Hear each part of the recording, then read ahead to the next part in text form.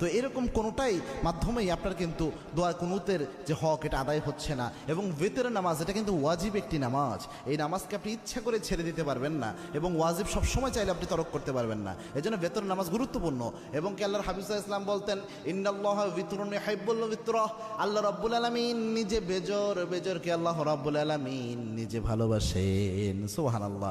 এবং আল্লাহর হাবিব সাল্লাল্লাহু আলাইহি ওয়াসাল্লাম সফর অবস্থায়ও প্রায় সময় চেষ্টা করতেন বেতের নামাজ যেন ছুটে না যায়। আল্লাহু আকবার। এই জন্য বেতের নামাজ মা বোন যারা রয়েছেন, বিশেষ করে আমার যুবক বাবা ভাইয়েরা যারা রয়েছেন এবং আমার বাবাজিরা যারা রয়েছেন, বেতের নামাজে আপনি দোয়া কুনুত পারছেন না, আপনি কি করবেন?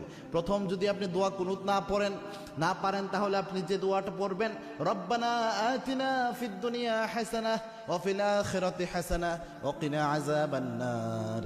এই যে আয়াতের একটা অংশ, একটা দোয়া আল্লাহ রাব্বুল আলামিন দিয়েছেন, এই দোয়াটা আপনি প্রথম পড়ার চেষ্টা করবেন। বেতের যে সময়টা এই দোয়া পড়বেন,